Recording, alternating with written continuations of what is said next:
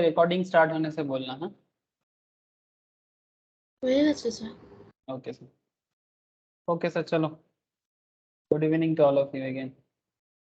अच्छा, तो बेसिकली करना क्या है सर, जीएसटी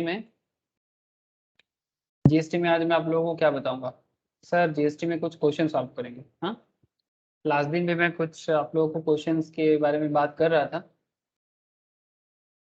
आज भी कुछ क्वेश्चन के बारे में बात करूंगा आपसे, ठीक है। जैसे लास्ट वीक मैंने आपको जीएसटी के बेसिस में कि जीएसटी और वैट में क्या डिफरेंस था, ये था ना, जीएसटी एंड वैट में क्या डिफरेंस है, वैट में क्या होता था और जीएसटी में क्या होता है, ठीक है। मतलब वैट से क्या प्रॉब्लम सॉल्यूशन हुआ जीएसटी आने के बाद, ये एक बहुत बड़ा कॉन्सेप्ट था जिसके बारे में मैंने लास्ट वीक डिस्कस किया था। हमें राइट सर, बोलो एक बार। हाँ ना, क्या रे, सही बोल रहे हैं कि नहीं?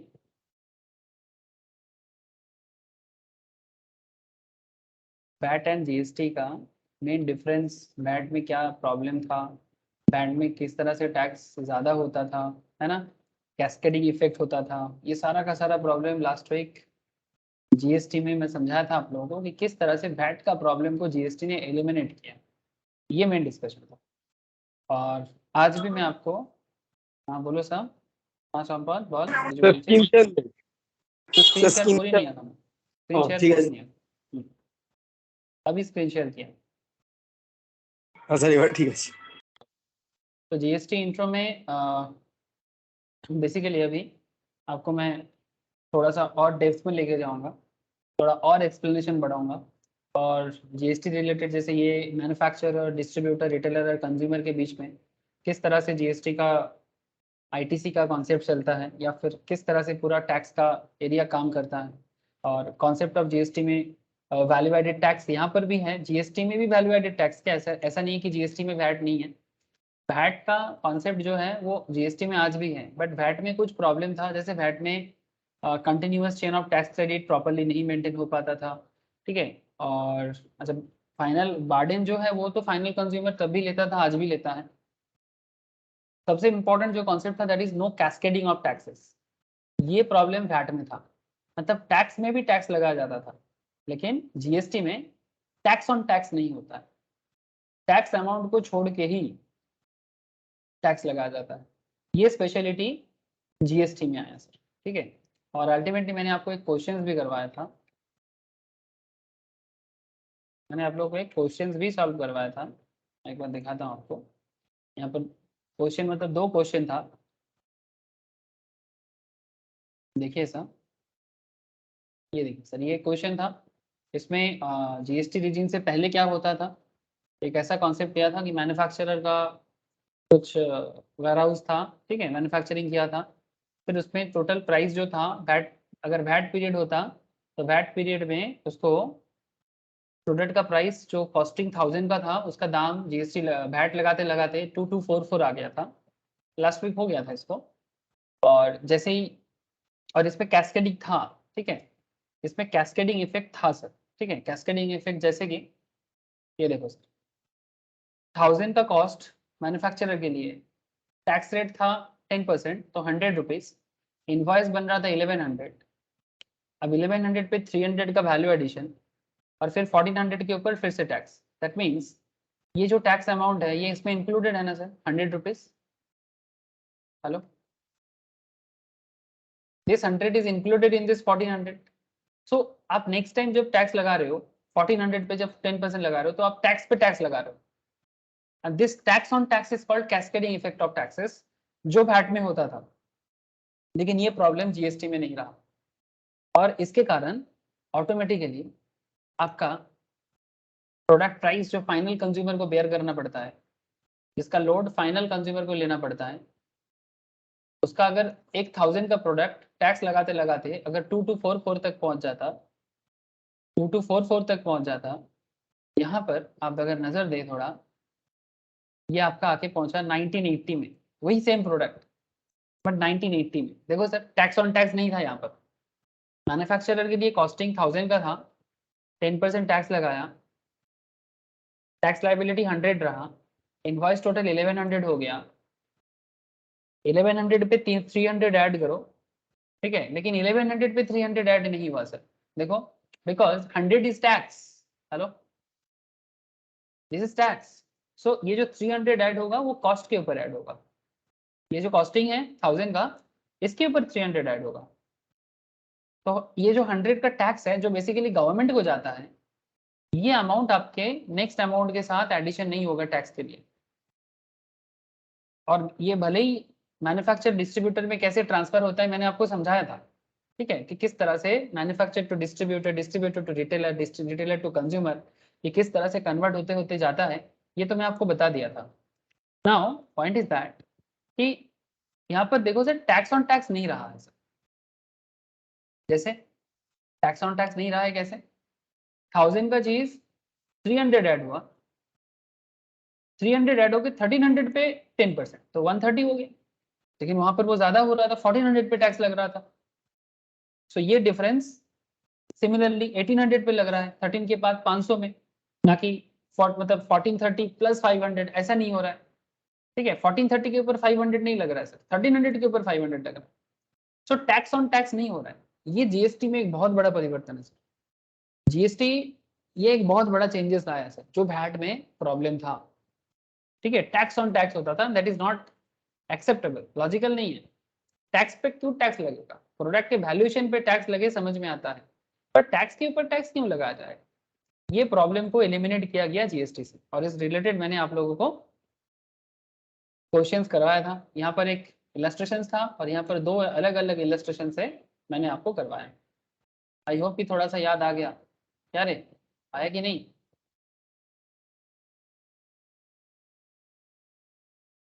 बोलिएगा सर, थोड़ा सा हाँ ना कुछ तो बोलिए।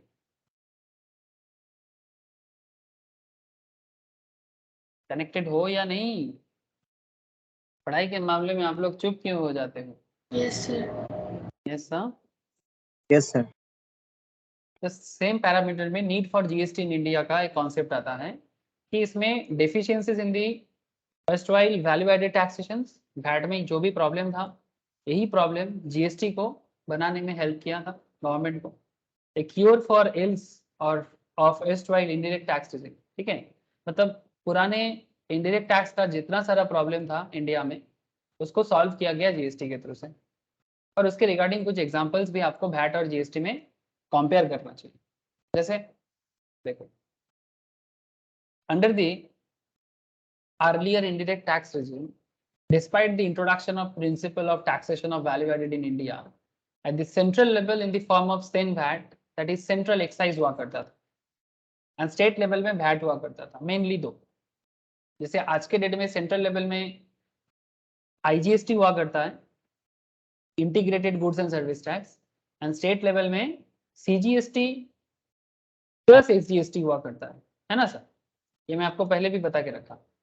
सो सेंट्रल लेवल में जब वैट सिस्टम होता था तब सीएसटी लगता था, जिसको सेंट्रल सेल्स टैक्स या सेंट्रल एक्साइज या सेन वैट के अंदर लाया जाता था, और साथ में स्टेट वैट होता था, ठीक है। ये दोनों चीज का क्या प्रॉब्लम था, स्टेट वैट के साथ सेन वैट का कोई क्रेडिट कॉन्सेप्ट में कम्युनिकेशन नहीं हो पाता। So certain transactions were subject to double taxation, जो मैंने आपको समझाया, and were taxed as both goods and service, since under the earlier regime distinction between goods and service was often blurred। कई बार गुड्स एंड सर्विस में difference भी समझ में नहीं आता था। Under earlier tax regime software was subject to both service tax and VAT. समझ रहे सर, पुराने टाइम पे सॉफ्टवेयर जो होता था उसमें सर्विस टैक्स भी लगता था, वैट भी लगता था। This was so because both sale of goods and provision of service were involved and therefore taxable event under both the statutes, that is respective VAT law as well as service tax law, because ये दोनों अलग अलग law हुआ करता था। मैंने आप लोगों को स्टार्टिंग क्लासेस में ही समझाया था कि कितना सारा पुराना लॉ को चेंज करके एक न्यू लॉ में जीएसटी में कन्वर्ट किया गया। तो पहले क्या होता था, वैट के लिए अलग लॉ मेंटेन होता था, सर्विस टैक्स के लिए अलग लॉ मेंटेन होता था। ये दोनों मैटर सामने आ जाता था जब कोई सॉफ्टवेयर का सेल होता था, एंड ये प्रोडक्ट का प्राइस को बहुत जबरदस्ती बढ़ा देता था, जिसका कोई प्रॉपर लॉजिक नहीं था। मतलब एक ही प्रोडक्ट में आप एक बार सर्विस भी बता रहे हो और उसी प्रोडक्ट को एक बार आप गुड्स भी बता रहे हो और उस पर 2 बार अलग अलग टैक्स लगा रहे हो। या तो बोलो कि वो गुड्स है या तो बोलो कि वो सर्विस है, और उसके बेसिस में आप टैक्स लगाओ, भले ही थोड़ा रेट अपना फिक्स कर लो, लेकिन सही तरह से बात करो। This aspect has been taken care under GST law. ये प्रॉब्लम को सॉल्व किया गया जीएसटी।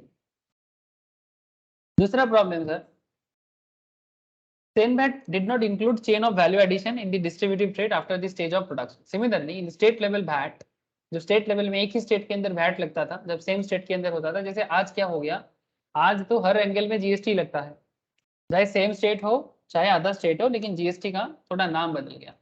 अगर सेम स्टेट में कोई प्रोडक्ट एक जगह से दूसरा जगह में जाता है तो उसको सीजीएसटी एसजीएसटी देना पड़ता है, central goods and service tax as well as state goods and service tax. Say for example आप लोगों को पता है, अगर किसी पर्टिकुलर प्रोडक्ट का जीएसटी जो है वो अगर 18% हो, और यहाँ पर अगर स्टेट के अंदर say for example Kolkata to Durgapur same state हो गया, अभी 18% 99 में बढ़ जाएगा, 99 में डिस्ट्रीब्यूट हो जाएगा और सीजीएसटी एंड एसजीएसटी बोल के चार्ज किया जाएगा। लेकिन अगर यही प्रोडक्ट कोलकाता से भुवनेश्वर जाता है तो इसमें क्या चार्ज किया जाएगा, जीएसटी तो है बट ये जीएसटी का नाम डायरेक्ट 18% होगा और ये आईजीएसटी के नाम पे काम करेगा। तो आज के डेट में आईजीएसटी सीजीएसटी एसजीएसटी में लिंकअप है और इसका प्रॉपर एक सिंक्रोनाइजेशन भी है।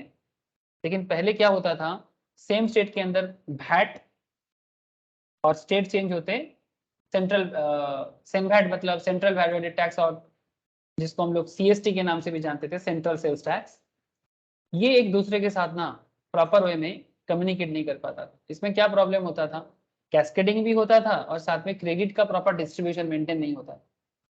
ठीक है, जैसे एग्जांपल के तौर पे देखो, under earlier tax system if goods were manufactured for 1000 and excise duty was payable. Excise क्या होता है sir, what is excise, manufacturing पे लगा जाता है ना सर। जैसे आज एक्साइज को भी जीएसटी में कन्वर्ट कर दिया गया। पहले क्या होता था, कोई प्रोडक्ट फैक्ट्री में बनेगा, फिर मार्केट में आते आते जैसे ही वो अपने फैक्ट्री से निकलेगा, सरकार के घर में अलग से एक्साइज ड्यूटी देना पड़ता था। आज की डेट में वो जीएसटी में कन्वर्ट हो गया है। अभी भी कहीं कहीं एक्साइज का कॉन्सेप्ट तो है, फैक्ट्री से सामान निकलने के टाइम पे जीएसटी लगता है, बट वो एक्साइज के नाम पे एक्चुअली पहले नाम था। Excise duty was payable 12.5% and VAT was payable 14.30%। Billing was being done as under. अब 1000 का प्रोडक्ट एक्साइज पहले लगेगा 125 12.5 12.5%। टैक्सेबल वैल्यू फॉर वैट, अब ये देखो सर 1000 प्लस 125, 1000 पे 125 प्लस हुआ, अब वैल्यू वैट का वैल्यू क्या हो गया 1125, इस पे 14.30%, तो क्या दाम हो गया 160.88, ये हो गया आपका वैट। अब इनवॉइस का वैल्यू क्या हो जाएगा 1125 प्लस 160.88 1280.88। डबल टैक्सेशन का प्रॉब्लम हुआ या नहीं, मतलब एक्साइज के साथ भी वैट का डबल टैक्सेशन। एक्साइज एक अलग टैक्स है, वैट एक अलग टैक्स है, लेकिन टैक्स ऑन टैक्स बार बार हो रहा था बिकॉज एक पर्टिकुलर डिपार्टमेंट के साथ दूसरे डिपार्टमेंट का प्रॉपरली कोई कनेक्शन नहीं बन पाता था, because excise department VAT department अलग। क्या आप लोगों को बात समझ में आ रहा है सर? हेलो, प्लस अच्छा, ठीक है, अलग अलग टैक्स डबल डबल चार्ज आ जा रहा है सर। ठीक है, इसमें ऑटोमेटिकली प्रोडक्ट प्राइस बढ़ जाता था सर। अब इसमें एक सिंगल जीएसटी आ गया, अच्छा हो गया ना, सिंगल जीएसटी आ गया। थोड़ा सा जीएसटी रेट अगर ज्यादा भी होगा फिर भी दाम कम रहेगा, फिर भी दाम कम रहेगा। तो SENVAT and state level VAT were essentially value-added taxes set off one against the credit of another was not possible as SENVAT was the centrally levy and state level VAT was the state levy. अब इनके बीच में credit का भी कोई proper management नहीं होता था। Credit management बहुत खराब था सर पुराने टाइम पे, मतलब 2017 से पहले क्रेडिट मैनेजमेंट तो बहुत खराब था। मतलब अगर जैसे मैं लास्ट दिन आपको समझाया ना क्रेडिट कैसे मैनेज होता है, याद है ना, यहाँ पर कितने अच्छे से आप लोगों को मैंने समझाया कि कैसे मैन्युफैक्चरर को क्रेडिट मिलता है, कैसे डिस्ट्रीब्यूटर को क्रेडिट मिलता है। ऐसे मैन्युफैक्चर तो फर्स्ट लेवल है, इसको नॉर्मली कोई क्रेडिट नहीं रहता, पर जैसे डिस्ट्रीब्यूटर को देखो, डिस्ट्रीब्यूटर को जब डिस्ट्रीब्यूटर जब मैन्युफैक्चरर को पे करता है, वो 18,000 का टैक्स पे किया तो ये उसका क्रेडिट बन जाएगा। फिर नेक्स्ट टाइम जब डिस्ट्रीब्यूटर रिटेलर से टैक्स पे लेगा तो 20,016 का, तो गवर्नमेंट बोलेगा भाई 20,016 मुझे जमा करो। ठीक है, ये मैं लास्ट दिन बोला था इसलिए मैं डायरेक्टली बोल रहा हूँ। 20,016 जब गवर्नमेंट डिस्ट्रीब्यूटर से मांगेगा तो डिस्ट्रीब्यूटर बोलेगा रुको सरकार रुको, क्यों, बिकॉज मेरे पास ऑलरेडी 18,000 का क्रेडिट है। So if I have a credit of ITC input tax credit, So don't ask for 20,016. I will ready to pay minus 18,000. That means 20,016 minus 18,000 करके जितना अमाउंट होगा उतना ही अमाउंट गवर्नमेंट को पे करेगा 2016। कौन? Distributor. Same to same retailer के case में भी था। रिटेलर जब कस्टमर से जीएसटी कलेक्ट करेगा तो वो 24,451 कराएगा। ठीक है, अब गवर्नमेंट बोलेगा, हे रिटेलर, गवर्नमेंट क्या बोलेगा रिटेलर को कि भाई 24,451 मुझे पेमेंट करो। तो रिटेलर क्या बोलेगा, रुको सरकार, मेरे पास ऑलरेडी 20,016 का क्रेडिट है जो मैंने डिस्ट्रीब्यूटर को दिया था, अब ये पेमेंट मैं नहीं दूंगा आपको। तो 24,451 से 20,016 लेस करो और ये बाकी पेमेंट सरकार को करो 4,435। तो ये बिजनेस को हेल्प हो जाता है ना, नहीं तो बिजनेस के ऊपर टैक्स का बर्डन ज्यादा हो जाएगा। तो क्रेडिट का फैसिलिटीज गवर्नमेंट की मतलब मिलना जरूरी है।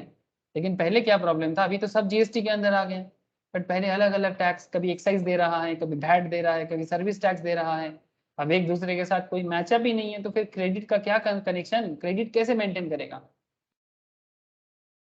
आई hope you all understand sir. Hello,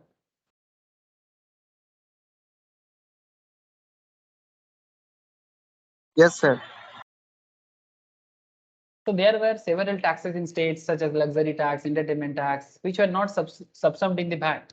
Hence, for a single transaction, multiple taxes in multiple forms were required to be paid.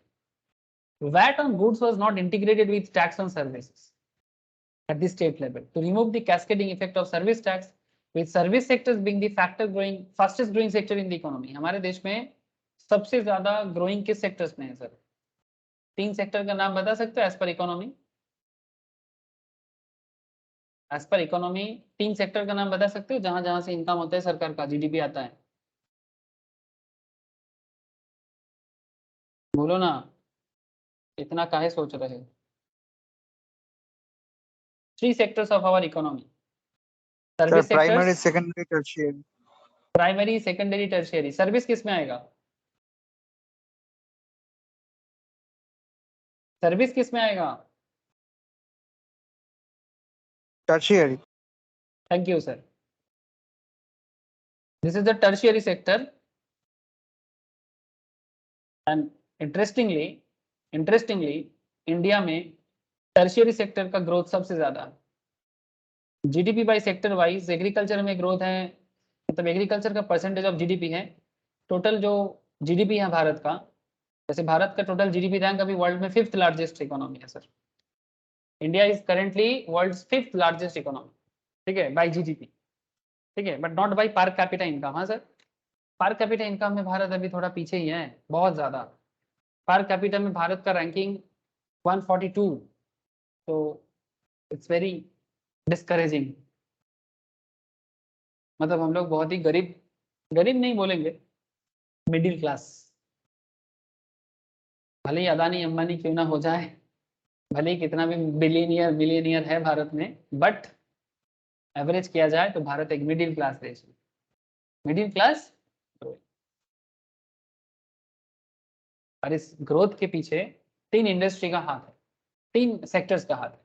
उसमें एग्रीकल्चर सेक्टर्स जीडीपी का almost 17%, industry sectors almost 30% and service sectors almost 55%।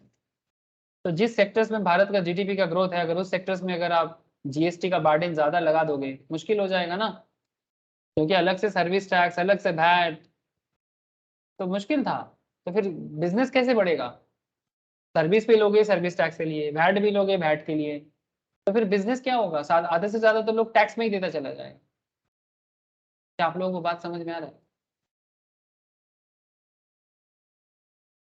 Hello, yes sir. मतलब किसी भी, आप ही बोलो ना, अगर कोई प्रोडक्ट आप परचेस करने जाते हो जहाँ पर टैक्स लगाया जाता है, से फॉर एग्जांपल एक 100 टका का प्रोडक्ट है, 100 टका नहीं, चलो मान के चलते हैं 10,000 का प्रोडक्ट है। अब 10,000 के प्रोडक्ट में जैसे ही आपको बोल देता है 18% जीएसटी, कैसा लगता है आपको?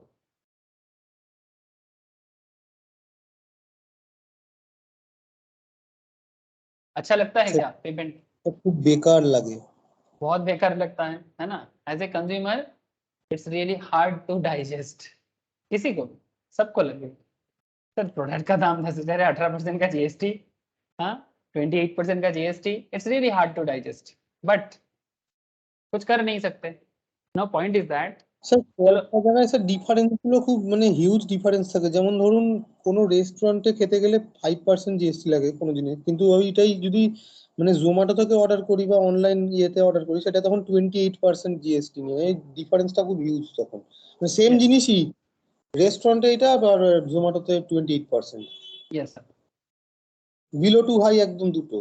यस कुछ कर नहीं सकते, ये सरकार का प्लान है, अब सरकार को करना पड़ता है सर, बिकॉज गवर्नमेंट का मानना है कि ऑनलाइन फूड मंगवाना, ठीक है, when we buy food online, this kind of luxurious concept, ठीक है, सो इट्स काइंड কিন্তু ऑफ স্যার বড় হোটেলে গিয়ে খাওয়াটাও তো অনেকটা লাক্সারি, মানে ধাবাতেও খাবার পাওয়া যায়, এবার এমনি यस বড় 5 স্টার হোটেলেও यस খাবার पाওয়া যায়। Yes yes I understand your concept, but sir आप बात को समझो, बड़ा होटल में जाके खाना भी लग्जरियस कॉन्सेप्ट है, बट फिर भी वो उनका बिजनेस है, उनका बड़ा होटल में क्या है ना सर, उन लोगों का मतलब इंफ्रास्ट्रक्चर कॉस्ट हाई है ना, रेंट बहुत हाई है, इसमें अगर जीएसटी भी ज़्यादा हो जाता है तो कस्टमर अट्रैक्शन में दिक्कत हो जाता है, बट ऑनलाइन में इन लोगों का इंफ्रास्ट्रक्चर कॉस्ट कम है, ठीक है, और गवर्नमेंट का मानना है कि ऑनलाइन थोड़ा लग्जरियस में आ जाता है ना, क्योंकि लोग घर से बैठे बैठे इतना सारा ऑर्डर करेगा, ठीक है, जीएसटी लगाओ, अब कुछ कर नहीं सकते। गवर्नमेंट को दोष देना गलत होगा सर, गवर्नमेंट को दोष देना गलत इसलिए होगा बिकॉज गवर्नमेंट को कलेक्शन तो बढ़ाना पड़ेगा, अदरवाइज कैसे चलेगा। मतलब देखो सर, आप लोग, मैं एज ए कंज्यूमर हमें भी खराब लगता है, इसलिए मैं कभी कभी तो, मेरे घर के बगल में एक डोसा दुकान है, कभी तबीयत खराब होता है ना, तो ऐसा लगता है कि उसके दुकान से डोसा मंगवा लो, लेकिन उसके पास जाओ तो 100 रुपये में डोसा आ जाएगा, 2 डोसा, लेकिन जब तुम जोमेटो में ऑर्डर करो वही डोसा 250 रुपया दाम बता देता है, पैकेजिंग का चार्ज साथ में जीएसटी, 100 में पेट भर सकता था, 250 लग जाता है, बहुत खराब लगता है, लेकिन यही सिस्टम है अभी, तो ठीक है, लेकिन पहले तो और प्रॉब्लम था, पहले तो वैट भी लगाया जाता था और सर्विस टैक्स भी, वैट लगता था मानो 12% का, सर्विस टैक्स लग जाता था 14.5 का, कुल मिला के करीब 24-25% जीएसटी। मुझे याद है वैट जीएसटी के टाइम पे एक बार कॉलेज टाइम पे ही पिज़्ज़ा हट में पिज़्ज़ा खाने के लिए गया सर, ठीक है, तो उस टाइम पे सर पॉकेट में ज़्यादा कुछ नहीं होता था, कोलकाता में रहना, घर से जितना खर्चा आता था, रेंट देना, फिर पढ़ाई के लिए जो भी खर्चा बचाना, ट्यूशन फीस, थोड़ा बहुत एक आध क्लास सब्जेक्ट का क्लासेस लेते थे, ठीक है, सब कुछ करने के बाद मंथ के एंड पे हार्डली 500 रुपीज़ बचता था, वो भी हर मंथ में नहीं बचता था हार्डली 500 रुपीज़, तो अब 500 रुपीज़ जो पेंडिंग पड़ा हुआ है पॉकेट में, इससे रेस्टोरेंट का खाना, तो एक दिन थोड़ा सोचा कि चलो दो चार ज़्यादा दोस्त के साथ उतना घूमते नहीं थे, 2-4 दोस्त के साथ ही चलो जाते हैं, तो फिर एक बार पिज़्ज़ा हट में लिखा था पिज़्ज़ा इन जस्ट 199, ठीक है, आई होप आप लोग भी देखे होंगे ऐसा, 199 का पिज़्ज़ा, तो चलो अच्छा है, 200 টাকা में एक दिन पिज़्ज़ा खा के देखते हैं, पॉकेट ডমিনোজে में, সব থেকে কম হচ্ছে 100, ডমিনোজে সব থেকে কম হচ্ছে 105 টাকা মার্গারি পিজা। ठीक है, मैं ये बात कर रहा हूँ सर 2010 के आसपास का बात कर, 2010, ठीक है, कॉलेज, हाँ कॉलेज डेज या कॉलेज जस्ट ओवर हुआ है ऐसा समथिंग, ठीक है, 10-12 के आसपास, एग्जैक्टली याद नहीं है बट 10-12 के आसपास तो 199 तो बोला है सर, बाद में जब बिल आया तो कितने का दिया जानते हो, ऑलमोस्ट 350 के आसपास का बिल आया, मुझे अभी भी याद है, बोला 200 दिया 350, जीएसटी को छोड़ के एडवर्टाइजमेंट किया था, अब पहले तो खा लिए, अब दुकान में जाके कौन पहले पूछता है कि वैट जीएसटी कितना लगाओगे, कोई पूछता है क्या, तो सोचा था कि 500 में से 200 का पिज्जा खाएंगे तो 300 सेव करेंगे, लेकिन वहां पर वैट भी लगाया और सर्विस टैक्स भी लगाया, मुझे आज भी याद है, बिकॉज 500 रुपीज पॉकेट में बचना, सेविंग्स बहुत अच्छा लगता था, जिस मंथ में थोड़ा बच जाता था, तो पिज्जा खाने गए 200 चला गया, मैं सोचा 200 जाएगा फिर भी 300 बचेगा, लेकिन 300 भी नहीं 350 चला गया, 150 बचा रहा। सो उसके बाद से मैंने उस टाइम पे हम लोग मतलब दोस्त लोग बोले नहीं आगे से और पिज्जा खाने नहीं आएंगे, बिकॉज इतना एक्स्ट्रा पैसा नहीं रहता था पॉकेट में। ठीक है, तो इट्स लाइक दैट सर, ऐसा एक्सपीरियंस कॉलेज डेज का याद आ गया। तो मतलब वैट सर्विस टैक्स मिला जुला के बहुत दाम बढ़ जाता। तो ये प्रॉब्लम आज भी है, बट अभी वन टैक्स के थ्रू से सॉल्व हुआ है, और बहुत सारे जगह में जीएसटी को काफी कम भी किया गया और किसी किसी जगह में बढ़ा भी गया। जैसे 5% का जीएसटी रेस्टोरेंट सर्विस में लगाया गया, तो ये एक बहुत ही अच्छा है ना। बाहर जाके खाओ थोड़ा कम में ही हो जाएगा, लेकिन ऑनलाइन ऑर्डर करो थोड़ा बढ़ जाएगा। तो जो भी हो, उन दिनों सर्विस इंडस्ट्री डेवलप कर रहा था, और सर्विस इंडस्ट्री में अगर आप बार बार में VAT GST VAT service tax, industry का ग्रोथ नहीं हो पाएगा। तो इंडस्ट्री को ग्रोथ कराने के लिए थोड़ा सा आपको सुविधा देना पड़ेगा, तो ये सुविधा दिया गया था और फिर जाके ग्रोथ और ज़्यादा हुआ। I hope you understand sir. ठीक है, CST was another source of distortion. CST मतलब सेंट्रल सेल्स टैक्स, जो स्टेट टू स्टेट चेंज होके होता था। Say for example Delhi to Kolkata, Kolkata to Mumbai, ठीक है, स्टेट चेंज हो रहा है। बीइंग एन मतलब यहाँ पर क्या होता था, in terms of its cascading nature, since it was non vatable, being an origin based tax, CST was also against one of the basic principle of consumption taxes, that tax should accrue to the jurisdiction where consumption takes place। मतलब यहाँ पर क्या होता था, जहाँ पर consumption होता था वहां पर टैक्स लगाया जाता था, और उसमें और वैट जहाँ होता था डेस्टिनेशन के हिसाब से चलता था। तो ये दोनों में ना लिंक अप नहीं होता था। जैसे क्या होता था, एग्जाम्पल देखो, under earlier tax, if a dealer in Delhi purchase goods from A manufacturer in Punjab for ₹1000, ध्यान से सुनना, डीलर कहाँ का है, दिल्ली का। अगर दिल्ली का डीलर परचेस करता था goods from A manufacturer in Punjab for ₹1000 plus 2% CST, हाँ सर ऐसा ही लगता था, 2%, 2 या फिर 4, 2% सीएसटी मतलब सेंट्रल सेल्स टैक्स लगता था। ये थोड़ा सा इतिहास बता रहा हूँ आपको, बट इंपॉर्टेंट है। अब 1000 पे 20, तो टोटल मिला के हो गया 1020, and sell such goods within Delhi for ₹1200, the tax rate on sales is 12.5%। मतलब आपने थोड़ा सा उसमें वैल्यू एडिशन किया और उस पर आपने 12.5% का वैट लगाना पड़ा, तो आपका टैक्स लाइबिलिटी कितना हो जाएगा, 1250, 1200 पे 12.5% कितना होता है, हेलो, 1200 पे 12.5% कितना होगा,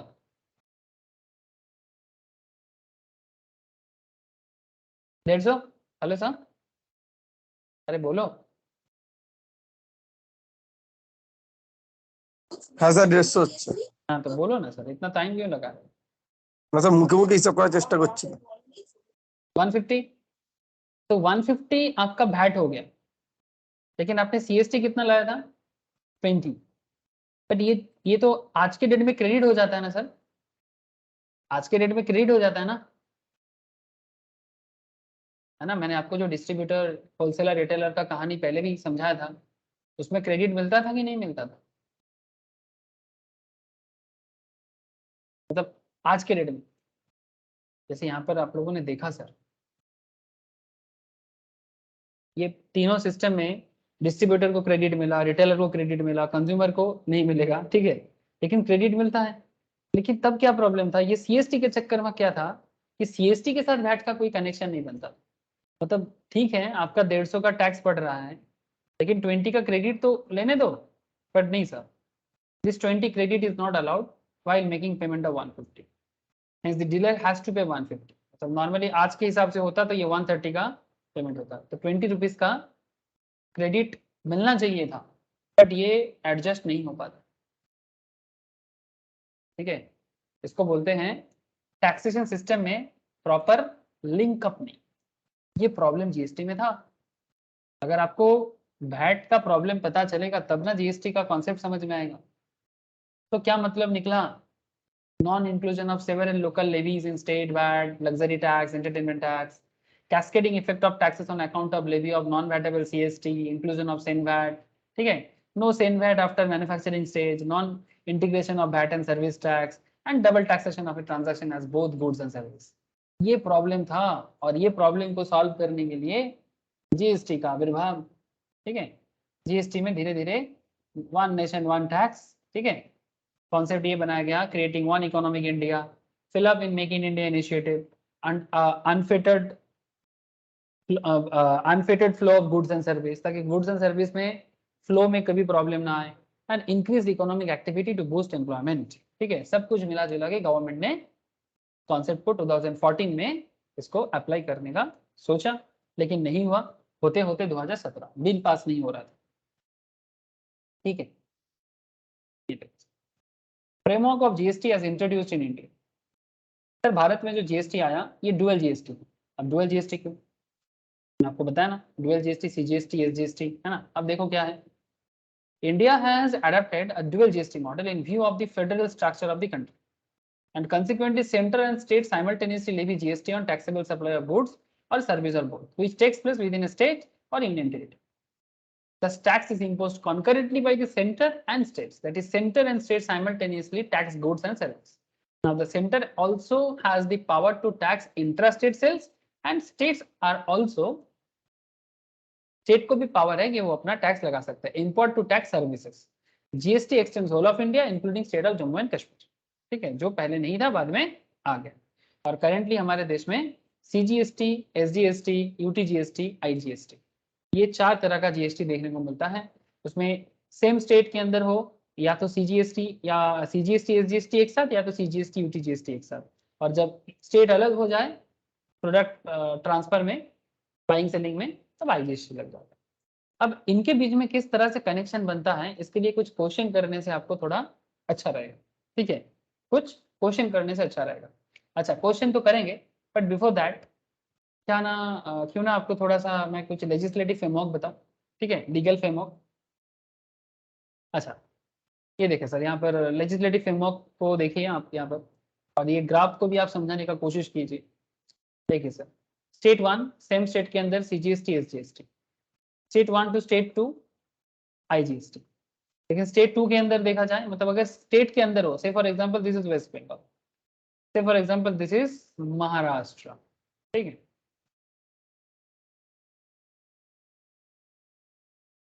and this is union territory without legislature, जिसके पास कोई अपना लेजिस्लेशन नहीं है, इसमें भी सीजीएसटी यूटीजीएसटी, लेकिन जैसे यूनियन टेरिटरी से फॉरेन टेरिटरी में अगर मानो जाएगा तो इसमें आईजीएसटी, और अगर फॉरेन टेरिटरी से कोई भी अलग स्टेट में आता है तो भी आईजीएसटी। तो क्या कॉन्सेप्ट चल रहा है सर, अगर वेस्ट बंगाल के अंदर ही बात चले तो सीजीएसटी एसजीएसटी, जैसे स्टेट 1 से स्टेट 2 में आता है आईजीएसटी, स्टेट 1 से फॉरेन टेरिटरी जाएगा या फॉरेन टेरिटरी से स्टेट 1 में आएगा आईजीएसटी, ठीक है, स्टेट 2 से यूनियन टेरिटरी में जाएगा आईजीएसटी, बट सेम स्टेट के अंदर रहेगा सीजीएसटी प्लस एसजीएसटी। अच्छा यूनियन टेरिटरी जिसका अपना लेजिस्लेशन नहीं है, सीजीएसटी यूटीजीएसटी, जैसे यूनियन टेरिटरी से फॉरेन टेरिटरी में जाएगा आईजीएसटी, या फॉरेन टेरिटरी से यूनियन टेरिटरी में आएगा आईजीएसटी। पिक्चर क्लियर हो रहा है सर, हेलो, पिक्चर क्लियर हो रहा है? Yes sir. now legislative framework को थोड़ा और समझो।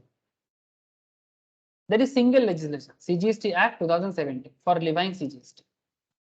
Similarly, union territories without legislations भी है, जिसका अपना legislation नहीं है, जैसे Andaman and Nicobar island, Lakshadweep, Ladakh. Ladakh recently मतलब बना है यूनियन टेरिटरी, पहले नहीं था। और जब कश्मीर में 370 को हटाया गया, 370 हटा के कश्मीर को इंडिया का इंटीग्रल पार्ट बनाया गया, उस टाइम पे 370 आर्टिकल 370 তে জম্মু কাশ্মীর এন্ড লাদাখ টেরিটরি হয়েছে।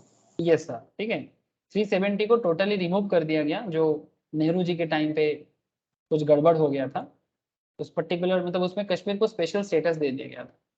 मतलब कश्मीर भारत का है, पर फिर भी कश्मीर का अलग झंडा होगा। मतलब ये क्या बात है सर, आप मेरे हो पर फिर भी आपका अलग पहचान, तब आप मेरे हो पर आप मेरे नहीं हो। मतलब ये तो एक तरह का झूठ हो गया ना। मतलब ये किस तरह का बात है, आप मेरे हो पर आप मेरे नहीं हो, तो फिर आपका किसका हो? तो कश्मीर को लेके ये प्रॉब्लम था। रिसेंटली मोदी जी ने 370 को, बीजेपी गवर्नमेंट ने रिमूव किया, और कश्मीर को कंप्लीटली भारत का पार्ट दिया। और लद्दाख को लेके था तो लद्दाख को भी अलग कर दिया। ऐसे तो देखा जाए तो हमारा पूरा कश्मीर इतना है, बट सर करेंटली भारत के पास इतना ही है।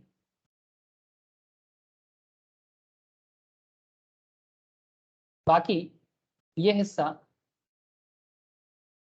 अच्छा इसमें भी थोड़ा सा डिफरेंस है, ये भी एग्जैक्टली नहीं है, यहाँ पर भी थोड़ा सा कटा हुआ है। This part,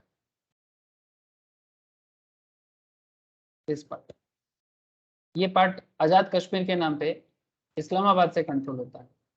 and this is also PoK, पाक ऑक्युपाइड कश्मीर, जो गिलजित बल्तिस्तान के नाम से पीओके में आता है। पाक ऑक्युपाइड कश्मीर ये भी इस्लामाबाद से कंट्रोल होता है। And this is Aksai China, जो चीन ने हड़प लिया। ठीक है, जो चाइना ने तिब्बत को कंट्रोल करने के टाइम पे, तिब्बत को जैसे चाइना ने लिया ना, तिब्बत को कंट्रोल करने के टाइम पे हमसे ले लिया। और हमारा कैलाश एंड मानसरोवर ये भी हमसे ले लिया। ठीक है, तो सर प्रॉब्लम समझ रहे हो, एक तरफ चाइना का प्रॉब्लम, दूसरी तरफ पाकिस्तान का प्रॉब्लम, और ऊपर से इंडिया खुद भी कश्मीर को एक मतलब विदाउट एनी प्रॉपर वे में छोड़ दिया था। तो उस प्रॉब्लम को सॉल्व किया गया, 370 हटाया गया, रिमूव कर दिया गया, कोई स्पेशल स्टेटस नहीं है। अभी कश्मीर में भी भारत का ही झंडा लहराता।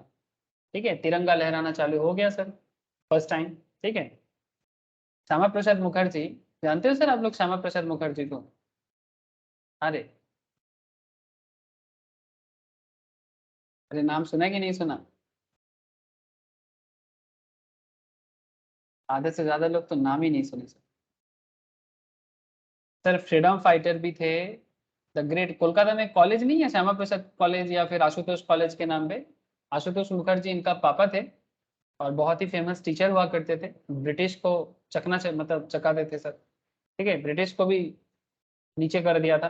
और इन्होंने, ये भी फ्रीडम फाइटर थे और पहले कांग्रेस थे, बट बाद में कांग्रेस का मेंटेलिटी के साथ जब मैच नहीं हुआ तो इन्होंने कांग्रेस छोड़ के बीजेपी का जो फाउंडर मेंबर है ना सर, यही है श्यामा प्रसाद मुखर्जी। आधे से ज्यादा लोगों को पता ही नहीं। तो बीजेपी का मेन मेंबर बंगाली है, मतलब जिन्होंने बीजेपी को बनाया, तब इन्होंने जो नाम दिया था वो जनता दल का नाम था, जनता पार्टी या Janata Dal. Is the first person जिन्होंने बीजेपी को बनाया। इन्होंने, मैं क्यों बोला इनका नाम, बिकॉज इन्होंने कश्मीर गया था, इनको भी एक्चुअली गायब कर दिया गया था ऑन दैट टाइम, जो भी रूलिंग पार्टी थे, क्योंकि इन्होंने कश्मीर जाके यही बोला था कि एक देश में दो विधान, मतलब कंट्री जब एक है तो दो रूल्स नहीं चल सकता, कंट्री जब एक है तो दो निशान मतलब दो झंडा नहीं हो सकता। ठीक है, और दो प्रधान मतलब दो प्राइम मिनिस्टर नहीं हो सकता। एक ही कंट्री में कश्मीर का प्राइम मिनिस्टर अलग और इंडिया का प्राइम मिनिस्टर अलग, और फिर भी भारत का हिस्सा है कश्मीर, ये कैसा बात हो रहा है? ये दो दोगला बात हो रहा है, डबल डबल स्टैंडर्ड बात हो रहा है।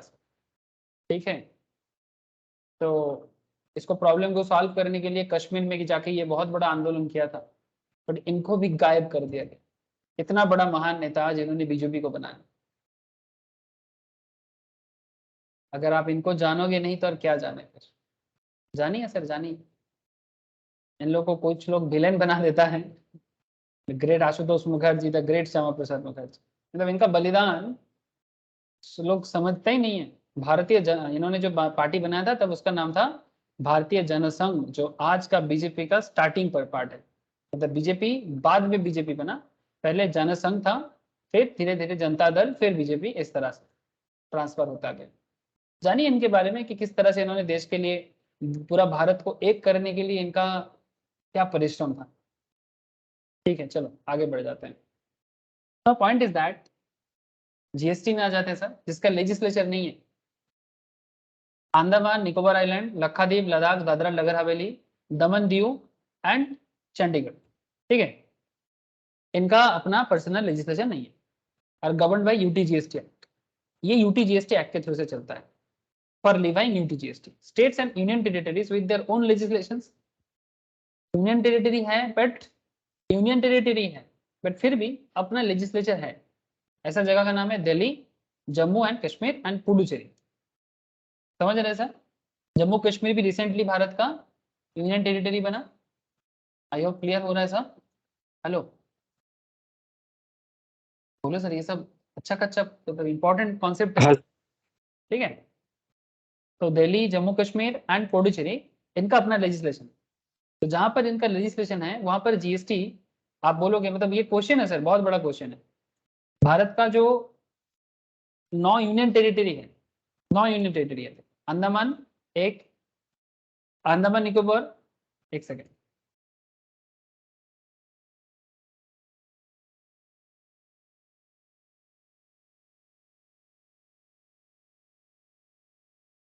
রশনি আওয়াজ আসছে? হ্যাঁ দাদা, তোর কি কিছু নেটওয়ার্ক ইস্যু তো হচ্ছে সবার নাকি? থেকে প্রবলেম হচ্ছে। হ্যাঁ, কানেক্টে প্রবলেম হচ্ছিল। তুই একটু নেটটা দেখা, অটো তোদের অ্যালায়েন্স না, একটু দেখা নেটটা, কিছু একটা প্রবলেম হচ্ছে। তো এত ডিসকানেক্ট কেন হচ্ছে? আগে তো কখনো হতো না। হ্যাঁ দাদা, ঠিক আছে। দেখাচ্ছে একটু, আর নাহলে একটু মাইক্রোসফট টিমটাকে একবার আনইনস্টল করে ইনস্টল করিস। আচ্ছা, অনেক সময় প্রবলেম থাকলে সলভ হয়ে যায়। अच्छा, तो बेसिकली भारत में कितना यूनियन टेरिटरी है वही मैं आपको बता रहा हूँ। देखो सर, याद रखने वाला चीज है यहाँ पर कि किसका अपना खुद का जीएसटी लेजिस्लेशन है और किसका अपना जीएसटी लेजिस्लेशन नहीं है। जिसका अपना लेजिस्लेशन नहीं है वो क्या अप्लाई करेगा? वो यूटी जीएसटी अप्लाई करेगा। मतलब जिस यूनियन टेरिटरी में अपना लेजिस्लेशन नहीं रहेगा वो यूटी जीएसटी अप्लाई करेगा, और जिसका अपना लेजिस्लेशन रहेगा वो स्टेट की तरह एसजीएसटी अप्लाई करेगा। सीजीएसटी तो कॉमन है दोनों जगह में, ठीक है, डुअल जीएसटी के कारण। लेकिन जिसका लेजिस्लेशन रहेगा वो यूनियन टेरिटरी होके भी एसजीएसटी अप्लाई कर सकता है, जैसे कि दिल्ली, जैसे कि जम्मू कश्मीर, जैसे कि पुडुचेरी, ठीक है। तो यहाँ पर 3 ऐसा स्टेट हो गया, मतलब ऐसा यूनियन टेरिटरी हो गया जो है तो यूनियन टेरिटरी, बट ये अपना मतलब जीएसटी लेजिस्लेशन होने के कारण एसजीएसटी यूज करता है। बट अंडमान निकोबार, लक्षद्वीप, ये कितना हो गया? 1 2 3, लद्दाख 4, दादरा 5, नगर हवेली 6, ठीक है। मतलब दादरा एंड नगर हवेली को एक साथ लिया जाता है 5, एंड दमन एंड दीव इसको एक साथ लिया जाता है।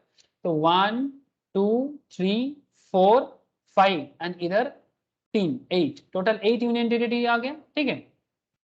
ये टोटल 8 यूनियन टेरिटरी जो है, इसमें से 5 में ऐसा है कि इसका जीएसटी लेजिस्लेशन नहीं है, ठीक है। वो अच्छा चंडीगढ़, इसलिए 6, यही मैं सोच रहा हूँ 8 नहीं है 9 है, बिकॉज करेंटली इंडिया में 28 स्टेट्स हैं एंड 9 यूटीज है। 9 यूटीज में 6 यूटीज ऐसा है जिसका खुद का लेजिस्लेशन नहीं है, तो वहां पर यूटी जीएसटी अप्लाई करता है, मतलब सीजीएसटी प्लस यूटी जीएसटी। पर 3 ऐसा यूनियन टेरिटरी है भारत में जिसका खुद का लेजिस्लेशन है, एंड वो अपने स्टेट के अंदर सीजीएसटी प्लस एसजीएसटी यूज कर सकता है। और ये यूज करने के पीछे सबसे इंपॉर्टेंट क्या ख्याल है? जिसका लेजिस्लेशन हो जाएगा ना, वो लॉ को अपने हिसाब से भी जरूरत पड़ने से चेंज कर सकता है।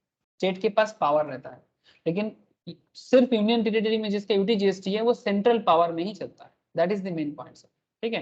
That is the main point कि सेंट्रल पावर में ही उसको चलना पड़ता है, ये मेन बात है। यूनियन टेरिटरी को जो स्टेट सेंट्रल बोलेगा वो कर सकता है, लेकिन इस जीएसटी के थ्रू से स्टेट का भी अपना पावर रहता है, ठीक है। तो जैसे कि दिल्ली, पुडुचेरी और कश्मीर, इनका स्टेट ये यूनियन टेरिटरी है पर फिर भी इनको अपना लेजिस्लेशन मिला।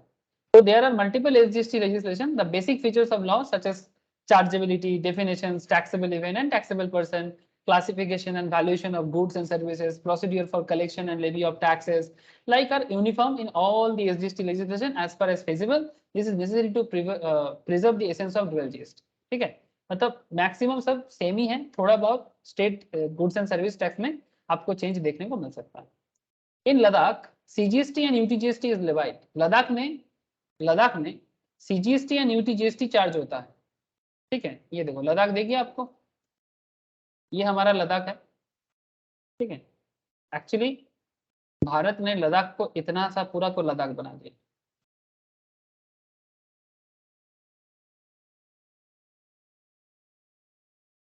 लेकिन इसमें से ये पार्ट नहीं है और ये पार्ट भी नहीं रहा, बाकी पार्ट। ठीक है, मतलब ये पीओके हो और ये चाइना का कंट्रोल। तो लद्दाख में जो एग्जांपल मैं यहाँ पर आपको दे रहा हूँ sir, Ladakh CGST and UTGST is levied on supply of goods and services or both. In Delhi, CGST and SGST is levied on supply of goods and services. तो लद्दाख क्योंकि यूनियन टेरिटरी है बट उसका कुछ लेजिस्लेशन नहीं है खुद का, तो वो CGST and UTGST अप्लाई करेगा। बट दिल्ली क्योंकि उसका स्टेट लेजिस्लेशन है, यूनियन टेरिटरी लेजिस्लेशन है, इसलिए दिल्ली में CGST and SGST अप्लाई होता है। ठीक है, ऐसे तो दिल्ली केजरीवाल चलाता है, बट दिल्ली का मेन कंट्रोलिंग दिल्ली के गवर्नर के हाथ में जो सेंट्रली चलता है, इसलिए दिल्ली पुलिस सेंट्रल के बिहाफ में काम करता है। ठीक है, केजरीवाल के बिहाफ में नहीं। ये दिल्ली में जो भी चीफ बनता है ना सर, उनका हमेशा शिकायत रहता है कि ये कैसा सरकार चलाएंगे, पुलिस तो आपके पास है सर। सेंट्रल गवर्नमेंट का हेडक्वार्टर है ना ये, इसीलिए इसका थोड़ा स्पेशल कानून है। ठीक है, because this is the headquarter of our India, HOD है, इसीलिए भले ही वहां पर स्टेट को चलाने, मतलब दिल्ली को चलाने के लिए अपना CM है, बट CM डायरेक्टली अपने हिसाब से दिल्ली को कंट्रोल सिर्फ मैनेज कर सकता है, कंट्रोलिंग तो सेंट्रल के हाथ में ही। ठीक है, ये जो झगड़ा मीडिया के थ्रू से हम लोग देखते हैं, वो झगड़ा तो बस एक पॉलिटिकल झगड़ा है लोगों को दिखाने के लिए, बट अंदर से ये सिस्टम हमेशा से चलता है और यही चलेगा। दिल्ली को हमेशा ऐसा ही स्पेशल पावर के साथ ही कंट्रोल किया जाएगा, जिसमें सेंट्रल पावर हमेशा ज्यादा रहेगा। ठीक है, it's a very special political matter. ठीक है, ये मैं कॉन्स्टिट्यूशन की क्लास में आप लोगों को बताऊंगा मौका मिलने से। ठीक है, जब संविधान वगैरह पढ़ेंगे जनरल लॉ के क्लास में, वहां पर मुझे थोड़ा खुला छूट मिलेगा ये सब बताने के लिए, तब मैं बात करूँ। ठीक है, आई होप कि आपको समझ में आ रहा है। Classification of goods and services. अब गुड्स एंड सर्विस को क्लासिफाई करने के लिए, इसके बारे में मैं आगे जाके और डिटेल्स चर्चा करूंगा। HSN का कॉन्सेप्ट है। HSN क्या है सर? तो very important concept. Goods and service को क्लासिफाई करने के लिए HSN कोड होता है, हार्मोनाइज सिस्टम ऑफ नोमेनक्लेचर। आप कभी GST बिल में HSN कोड देखे हो रियल लाइफ में?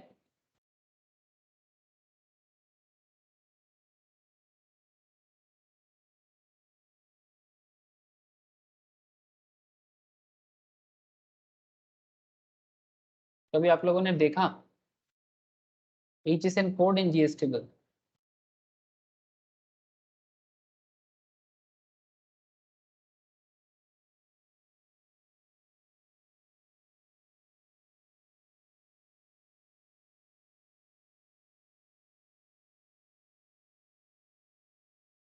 ओहो, ये बहुत ही ज़्यादा प्रॉब्लमेटिक है, इसमें तो नहीं बता पाऊंगा।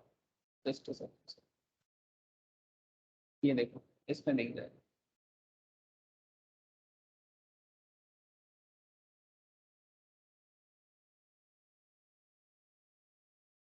दिखाई दे रहा है सर HSN और SSC? हेलो, हाँ सर। तो इसके बारे में मैं आगे जाके आपको और डिटेल्स में बताऊंगा। ठीक है, HSN मतलब हार्मोनाइज सिस्टमेटिक नोमेनक्लेचर, और SSC का मतलब हो गया सर्विस अकाउंटिंग कोड, इस तरह से कहा जाता है। ठीक है, अब ये कोड, ये जो डिजिट वाइज कोड दिख रहा है ना, ये कोड बेसिकली प्रोडक्ट का कोड है। जैसे यहाँ पर देखो पेंसिल का है, पेपर ट्रे का है। ठीक है, इंटरनेशनली जब गुड्स शिप के थ्रू से इधर उधर होता है ना, तो वो लोग ना पेंसिल के थ्रू से बात नहीं करता कि पेंसिल है, इसमें पेपर है या पेपर ट्रे है। They are not talking in that this kind of language, they talking in a code. ठीक है, तो वहाँ पर कोड नेम चलता है, बिकॉज इंटरनेशनली दुनिया भर में अलग अलग प्रोडक्ट एक कंट्री से दूसरे कंट्री, दूसरे कंट्री से तीसरे कंट्री जाता है। वहाँ पर किसमें आटा है? ইন্টারন্যাশনাল হলো, हाँ, স্যার শুধু ইন্টারন্যাশনাল হলো তবেই করতে হয়, আর এমনি সময় দেয় না? ऐसे नॉर्मल में भी देता है, बट इंटरनेशनली कार्गो को हैंडल करने के लिए ये इसका मेनली जरूरत पड़ा सर। ठीक है, मेन रीजन यही है। देखो सही है, देखो goods under the GST chapters, इसके बारे में मैं आगे एक चैप्टर्स में डिटेल्स में बात करूंगा। कस्टम टैरिफ एक्ट 1975 में ही इसके बारे में मेनली शेड्यूल बनाया गया था ताकि गुड्स को कोड वाइज पहचानने में सुविधा हो। मेनली इंटरनेशनल एक्सपोर्ट इंपोर्ट में मेनली इसका जरूरत पड़ा था, और उसके बाद ये देश के अंदर भी देना पड़ता है, ठीक है। बट इसका पूरा डिटेल्स आगे चर्चा करूंगा। अभी तो मैं बस आपको बताया कि जीएसटी में HSN कोड को कोड के थ्रू से या ICSI कोड के थ्रू से classification of goods and service के बारे में बात किया जाता है। It's a very important point, याद रखिएगा, आगे डिटेल्स चर्चा होगा। A new scheme of classification of service has been devised wherein service of various description have been classified under various sections, headings and groups. Each group consists of various service codes, ठीक है, जो basically custom and tariff department ने basically बनाया, ठीक है। अब इसका details अभी नहीं, बाद में होगा चैप्टर में। रजिस्ट्रेशन, जीएसटी में रजिस्ट्रेशन किसको करना पड़ता है और किसको नहीं, इसके बारे में भी आगे जाके डिटेल्स चैप्टर वाइज चर्चा होगा। जीएसटी रजिस्ट्रेशन बोल के एक अलग ही डिटेल्स चर्चा का जगह है। उसमें स्टेट वाइज अलग अलग लिमिट है, ठीक है, कि कौन से स्टेट में बिजनेसमैन को कितने टर्नओवर पे रजिस्ट्रेशन करना पड़ता है। एक रफ ओवरव्यू अभी ले लो, बाकी कुछ एक्सेप्शनल पॉइंट के साथ डिटेल्स चर्चा में बाद में करूंगा।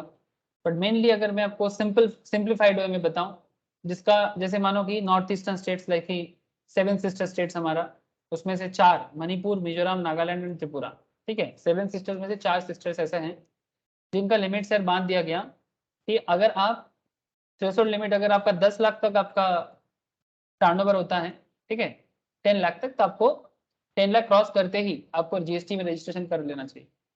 If you are in Manipur, Mizoram, Nagaland, Tripura, तो फिर आपको कर लेना चाहिए। State with threshold limit of 20 lakh for of supplier of goods and service, 20 lakh तक लिमिट है अरुणाचल, मेघालय, सिक्किम, उत्तराखंड, पौडीचेरी एंड तेलंगाना, ठीक है। ये भी स्पेशल स्टेट्स की कैटेगरी में ही आता है।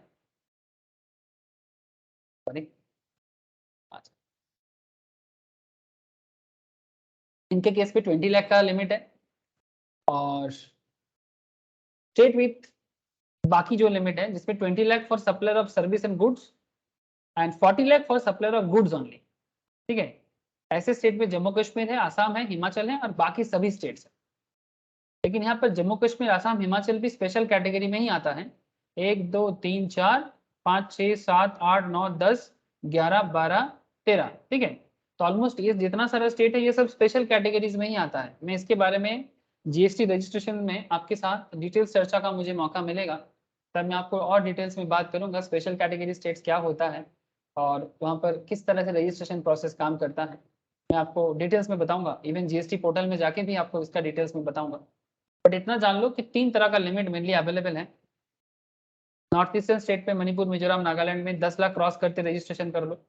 यहाँ पर 20 लाख का है अरुणाचल, मेघालय, सिक्किम, उत्तराखंड, पौडीचेरी, तेलंगाना पे। बाकी स्टेट में 20 लाख एंड 40 लाख का लिमिट है। 20 lakh for goods and service both, ठीक है। और इंट्रा स्टेट का काम होता है, अगर सेम स्टेट के अंदर 40 लाख का लिमिट है, सेम इंट्रा स्टेट में है, मतलब सेम स्टेट के अंदर ही टर्नओवर बिजनेस चलता है, 40 लाख तक का भी आपको लिमिट दे सकता है कि 40 लाख तक भी अगर आपका टर्नओवर चल जाए, डोंट रजिस्टर। 40 लाख क्रॉस करने से मैंडेटरी। ऐसे स्टेट का संख्या basically all other state, Himachal, Assam, Jammu, ठीक है। अब बाकी ये बेसिकली 10 लाख, 20 लाख, 40 लाख, ये मेनली आपको याद रखना चाहिए जीएसटी रजिस्ट्रेशन का लिमिट। क्रॉस करते ही रजिस्टर कर लो। बाकी चर्चा रजिस्ट्रेशन चैप्टर में करेंगे सर। अनदर एक कॉन्सेप्ट आएगा composition scheme. Sir composition scheme में बेसिकली क्या है, एक होता है रेगुलर स्कीम, एक होता है composition scheme. In GST regime CGST, SGST, UTGST for intra-state supplies and IGST for interstate supplies is payable by every taxable person, and in this regard, provision have been prescribed in the law. However, for providing relief to small businesses, तो composition scheme का नाम सुनते ही किसका नाम याद आएगा? Small business का नाम याद। Small businesses, small manufacturers, service providers, suppliers of food articles, traders, etc. Making intrastate supplies, मतलब सेम स्टेट के अंदर बिजनेस करता है, और simpler method of paying taxes, मतलब इनको ना ज्यादा कॉम्प्लायंस कॉम्प्लेक्सिटीज में नहीं डालते कि भाई ये फाइल करो, वो फाइल करो। एक सिंपल टैक्स आप एनुअली पेमेंट कर दो, ठीक है। जिसको कॉम्पोजिशन टैक्स के नाम से या कॉम्पोजिशन लेवी कहा जाता है। That is for small businesses, small manufacturers, small service providers, इनका लिमिट भी क्रॉस कर जाता है, लेकिन उनको ज्यादा कॉम्प्लेक्स पैटर्न में नहीं डाला जाता, तो वो लोग रेगुलर स्कीम छोड़ के कॉम्पोजिशन स्कीम में टैक्स पे कर सकते हैं। डिटेल चर्चा जब हम लोग टैक्स पेबल के चैप्टर में बात करेंगे तब बात करूंगा, ठीक है। अभी आप इतना जान के जाओ कि भाई क्या आगे पढ़ना है, यही तो इंट्रोडक्शन क्लास का इंपॉर्टेंस ही है। इंट्रोडक्शन पढ़ने से आपका रिविजन्स भी हो जाता है, और इंट्रोडक्शन पढ़ने से आपको क्या पढ़ना है इसका भी पता चल जाता है। एग्जाम्शंस में हम लोग ये पढ़ेंगे कि कौन से सर्विसेज में, कौन से गुड्स में जीएसटी एग्जेम्प्ट है। क्रेडिट का फ्लो सीमलेस कैसे होता है, ये तो मैंने आपको ऑलरेडी एक बार बता दिया। सीमलेस फ्लो ऑफ क्रेडिट क्या होता है, क्रेडिट का फ्लो होना आईजीएसटी, सीजीएसटी, एसजीएसटी के बीच में। इसके लिए आपको कुछ क्वेश्चन करना पड़ेगा, इलस्ट्रेशन सॉल्व करना पड़ेगा। चलो एक इलस्ट्रेशन आपके साथ अभी सॉल्व करते हैं, और एक इलस्ट्रेशन आपको मैं घर पे करने के लिए दे दूँ, जो आपको घर पे करना है। तो क्यों आपका दिखाई दे रहा है सर इलस्ट्रेशन, एग्जाम्पल दिख रहा है सर? प्लीज बताइए मुझे एक बार। हेलो, बोलो सर बोलो, समझ में आ रहा है, कनेक्ट हो रहा है? स्नेहाशीष, स्नेहेश, रोशनी, तथा हाँ सर।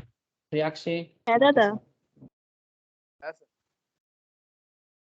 देखो सर, अगर लोकल सप्लाई ऑफ गुड्स है तो कैसे आप इसका आईटीसी इजीली कैलकुलेट कर सकते हो? Very easy concept sir. Local supply मतलब what is the meaning of local supply? Same state में जब गुड्स का कनेक्टिविटी मतलब सेल बाई सेल चलता है, ठीक है, जब आप सेम स्टेट के अंदर सेल करते हो तो वो लोकल सेल कहा जाता है। मतलब कोलकाता टू सिलीगुड़ी, ठीक है, दार्जिलिंग, सिलीगुड़ी मतलब दार्जिलिंग ना, दार्जिलिंग का सबसे बड़ा शहर है सिलीगुड़ी। कोलकाता, तो कोलकाता टू सिलीगुड़ी लोकल माना जाएगा। कोलकाता टू दुर्गापुर, कोलकाता टू जमशेदपुर हो जाएगा तो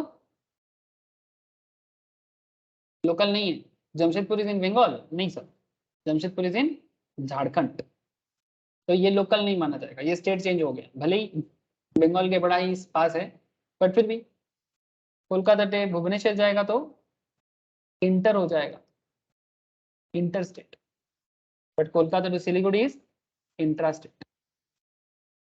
तो स्टेट के अंदर है तो इंट्रा, स्टेट से बाहर जाए तो इंटर।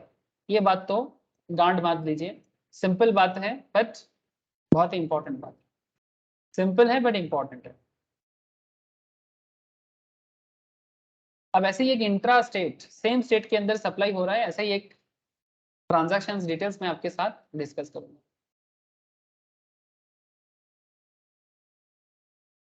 देखो सर, एक गुड्स है जो कोई ए है जो बी को दे रहा है, सप्लाई ऑफ गुड्स और service by A to B, dual GST है, सेम स्टेट है, मतलब क्या चार्ज होगा? इंट्रा स्टेट है, आईजीएसटी चार्ज करेंगे क्या? और ना sir, SGST. Thank you sir. अगर स्टेट सेम है तो आईजीएसटी नहीं होगा, सीजीएसटी एसजीएसटी होगा, है ना? या फिर अगर यूनियन टेरिटरी के अंदर होता जिसका अपना लेजिस्लेचर नहीं है, ऐसे ऐसे यूनियन टेरिटरी होगा तो यूटीजीएसटी और सीजीएसटी होगा। और जिसका अपना लेजिस्लेचर है जैसे कि दिल्ली, जैसे कि पौंडीचेरी, जैसे कि जम्मू कश्मीर, उसमें जीएसटी होगा। तो आपने वैल्यू चार्ज किया for supply of goods and service 10,000 का, उस पर आपने 18% का प्रोडक्ट का जीएसटी है, तो 9% आपका सीजीएसटी में लग जाएगा, 9% आपका एसजीएसटी में लग जाएगा। तो 900 घर पे बिल आता है, आपने देखा होगा। हाँ सर, घर पे बिल आता है ना?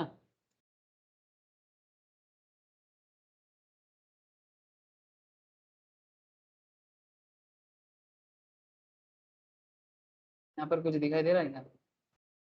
ये जीएसटी बिल है। नहीं सर, ये तो सेंट्रल टैक्स का, ये पुराना है, ठीक है, पुराना बिल है। सेंट्रल टैक्स और स्टेट टैक्स दिखा रहा है, जीएसटी नहीं है, ठीक है। कभी जीएसटी बिल भी दिखा दूंगा, कोई बात नहीं, आप लोग ऐसे बहुत देखे हो। अच्छा, तो यहाँ 900 आ गया, टोटल प्राइस चार्ज कितना हो जाएगा 10,900 total price charge by A from B, मतलब ए कहाँ का है, मानो ए कोलकाता का है और बी सिलीगुड़ी का है, तो A of Kolkata charge total 11,800 from B of Siliguri goods या सर्विस के। सर ये तो बहुत सिंपल बात है, इसमें क्या है सर, कुछ नहीं हुआ अभी तक, अभी तो बस आपको आगे थोड़ा और लेके जाना है, अब चेन बनाना है ना। अब ए बी के बीच में हो गया, CGST and SGST charged on B for supply of goods and service will be remitted by A to the appropriate account of the central and state government respectively। अब ये जो CGST SGST जो B से charge किया गया ये remitted हो जाएगा A पे सेंट्रल एंड स्टेट गवर्नमेंट के रेस्पेक्टिव अकाउंट पे, जो बेसिकली GST पोर्टल के थ्रू से काम होता है। ये एक्चुअली जब आप लोग GST का काम करोगे ये पोर्टल में सेटलमेंट होता है, GST लेजर में, gst.government.in में जो पोर्टल है, इस पोर्टल के थ्रू से आपको सारा लेजर में दिख जाएगा कि किस तरह से टैक्स किसी ने दिया और किसी के अकाउंट में कैसे वो एप्रोप्रिएट अकाउंट में शो करता है कि भाई ये किसका टैक्स किसने दिया। A is the first stage supplier of goods, तो क्योंकि ए फर्स्ट स्टेज सप्लायर है तो ए के पास कोई क्रेडिट नहीं रहेगा, ना तो CGST का, ना तो SGST का और ना ही IGST का। ओके सर, क्योंकि वो फर्स्ट स्टेज सप्लायर है। नाउ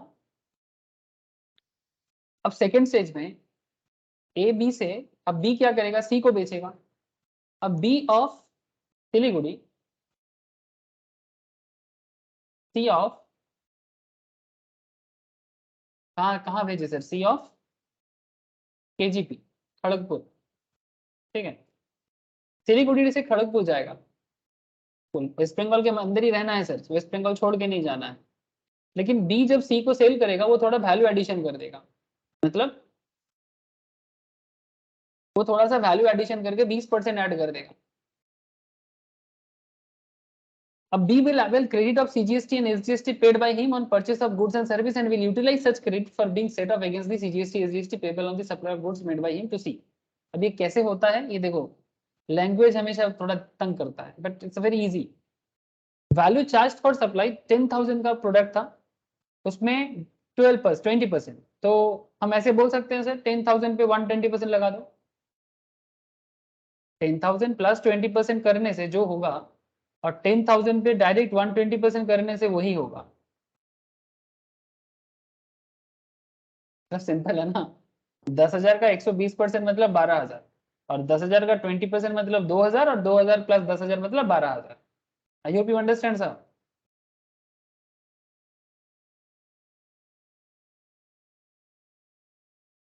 बोलो सर, क्लियर है यहाँ तक बात?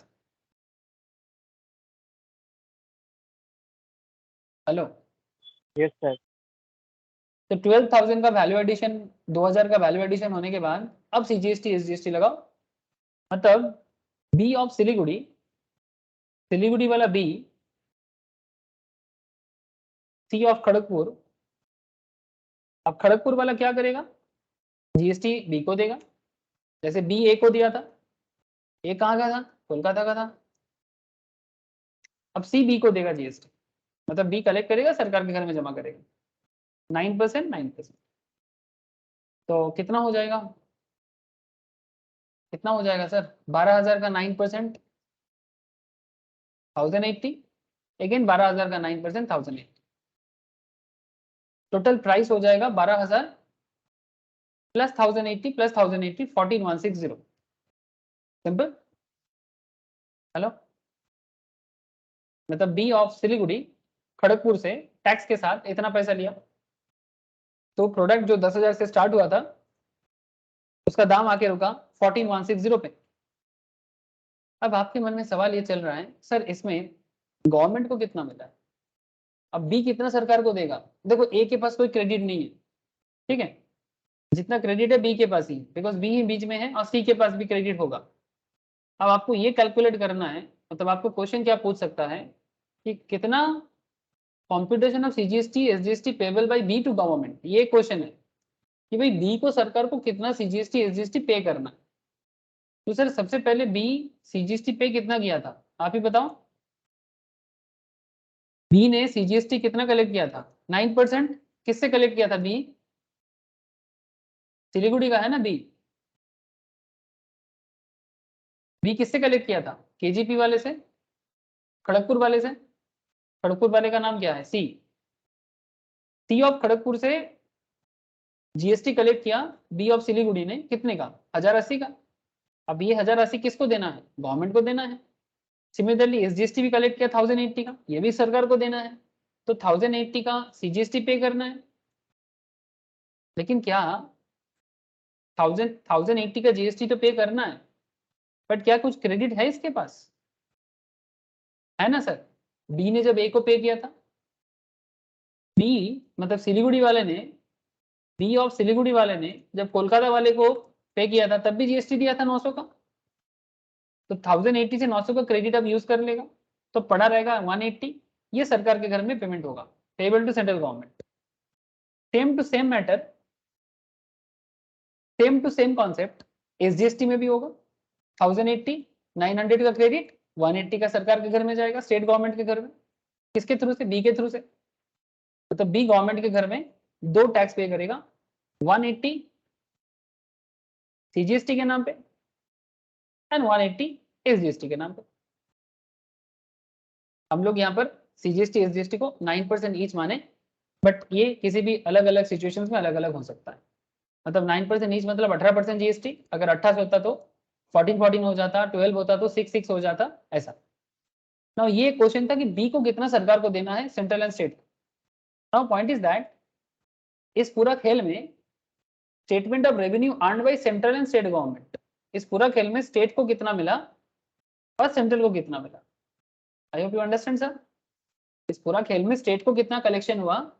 10,000 का प्रोडक्ट जो स्टार्ट हुआ था, जिसका अल्टीमेट दाम गया था 14,000 समथिंग, इसमें सेंट्रल गवर्नमेंट को कितना मिला और स्टेट गवर्नमेंट को कितना मिला? जब ए ने बी को प्रोडक्ट बेचा और जब बी ने सी को प्रोडक्ट बेचा, जब ए ने बेचा तो बी ने ए को टैक्स दिया था और ए सरकार को जमा किया था। जब सी ने बी को दिया तो बी ने सरकार को जमा किया, ठीक है। लेकिन यहाँ पर मैक्सिमम टैक्स बी ने ही दिया।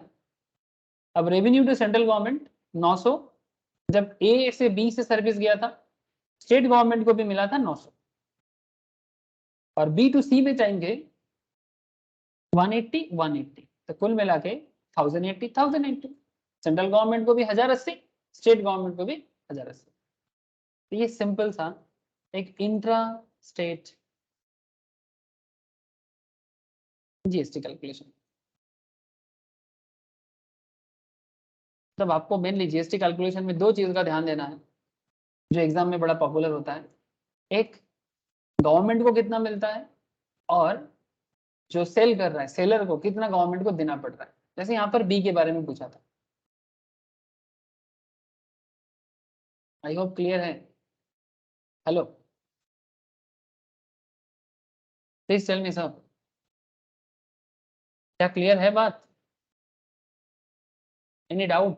संपत, स्नेहेश, स्नेहाशीष? सिंपल था। रोशनी, प्रियाक्षी, नील, क्लियर ना? सिंपल था। ये सिंपल एक इंटर स्टेट ट्रांजैक्शन है जिसमें स्टेट को कितना मिलेगा, सेंट्रल को कितना मिलेगा, और जो सेलर है उनको कितना जीएसटी पे करना पड़ रहा है। सिमिलर पैरामीटर में एक दूसरा एग्जांपल, ये आप लोगों को घर पे ट्राई करना है, बट सर एक स्पेशल खेल है यहाँ पर स्टेट बदल जाएगा। ये इलस्ट्रेशन 2 मैं नोट्स तो सभी को शेयर कर दिया। अगर किसी को नोट्स नहीं मिला इंट्रोडक्शन ऑफ जीएसटी का, प्लीज मेरे से एक बार ले लो और इलस्ट्रेशन 2 को घर पे एक बार देखो। Very very important sir. ये थोड़ा ट्रिकी है but must go through sir, must go through. समझ में अगर ना आता है मुझे नेक्स्ट क्लास में पूछो, बट आ जाना चाहिए। अगर आपका कॉन्सेप्ट क्लियर हो रहा है आ जाना चाहिए। तो please must go through this inter state GST collection और गवर्नमेंट का कलेक्शन क्या है। कॉमन पोर्टल मैंने बता दिया। तो अगर आप इतना देख लेते हो, अगर आपको समझ में आ जाता है, ठीक है, तो फिर आप नीचे जाके इस चैप्टर से रिलेटेड काफ़ी सारा क्वेश्चंस भी हैं, आप उसको भी सॉल्व करने का ट्राई करें। इस चैप्टर के एंड पे आपको 15-20 क्वेश्चन दिखेगा, आप उसको भी सॉल्व करने का ट्राई करें। ठीक है सर। नेक्स्ट क्लास में मैं आप लोगों को क्वेश्चंस भी डिस्कस करूंगा इंट्रोडक्शन से, सो मस्ट अटेंड, और जो भी डाउट रहेगा आपको वो भी मैं सॉल्व कराऊंगा, ठीक है सर। इंट्रोडक्शन से बहुत सवाल होता है एग्जाम में, तो don't underestimate the power of introduction. नाम इंट्रो है बट काम तो बहुत डिटेल्स में बताते हैं। जिसका बेसिक क्लियर है वो आगे जाके हर चीज समझ पाएगा, बेसिक में गड़बड़ आगे जाके गड़बड़ हो जाएगा, तो don't underestimate the power of basic, ठीक है sir. Okay sir. Okay sir, ठीक है, कोई क्वेश्चन है तो पूछो, otherwise tata. Bye sir. Bye sir. Bye রাখছি দাদা। Okay okay sir, good night.